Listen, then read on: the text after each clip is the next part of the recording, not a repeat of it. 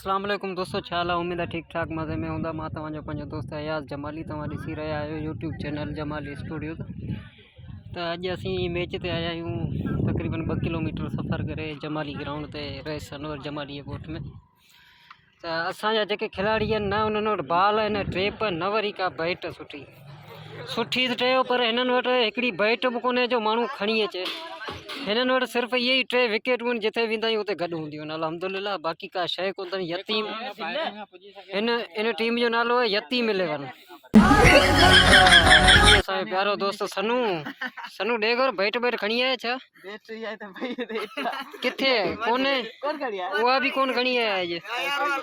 शिराज भला तूं असांजी टीम जो गुरू ऐं कप्तान ऐं भगवान आई, ठीकु आहे भला का कुझु बैट बि कोन्हे असां वटि। असांजी टीम में बैट कोन्हे, छाजे लाइ?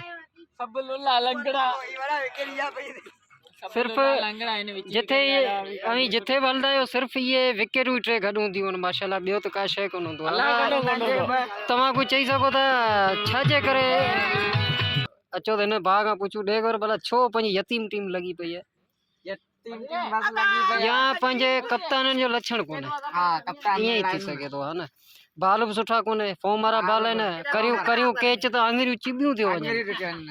जो असां हिन पोड़े सीनियर प्लेयर खां पुछा करियूं भला तुंहिंजे भाउ वटि तमामु ज़बरदस्त बैट आहे, जेका 2-3 महीना असीं उन सां खेॾिया आहियूं। तुंहिंजो भाउ आहे, तोखे बैट बि नथो ॾे, छाजे लाइ? ओवर में 3 विकेट उगल है, हैट्रिक बॉलर है।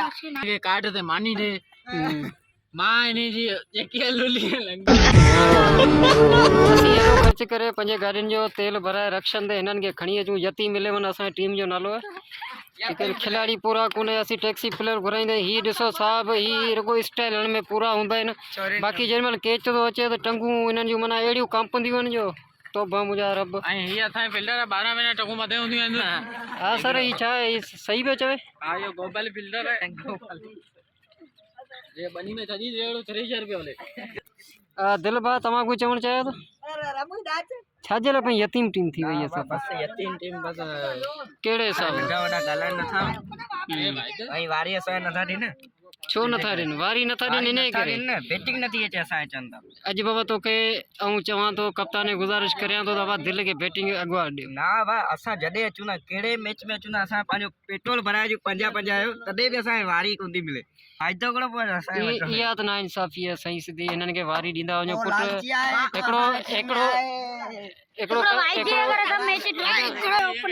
सेंचुरी का ॻाल्हाइनि कोन, उहे अॼु असांजा हुते रहिजी आहिनि। अॼु ही छोकिरो ॾिसो ओपनिंग कंदा। अॼु कहिड़ा हिननि जा नाला कहिड़ा आहिनि जेके ओपनर बैट्समैन? वरी चओ। दिलशाद ऐं ॿियो फरहान। हिकिड़ो दिलशाद ही आहे जेके असीं दिल चवंदा आहियूं। अॼु हिनखे तव्हां ओपनर था लायो। ही फरहान आहे जेको अॼु ओपनिंग कंदो। फरहान कहिड़ो आहे? फरहान जो मुंहुं आहे बाबा। फरहान असांजो कीपर असांजो अटैक बॉलर ही वेठो जेको 6 छक्का खईंदो आहे ओवर में 6 छक्का खईंदो आहे। 6 छक्कनि खां सवाइ बॉलिंग हलाए कोन। बि आहिनि। असांखे वारी मिले, असां 50 पेट्रोल भराए अचूं ऐं असांखे वारी नथी मिले। रोज़ सबर कनि, असां ॿिए वारा ईंदासीं।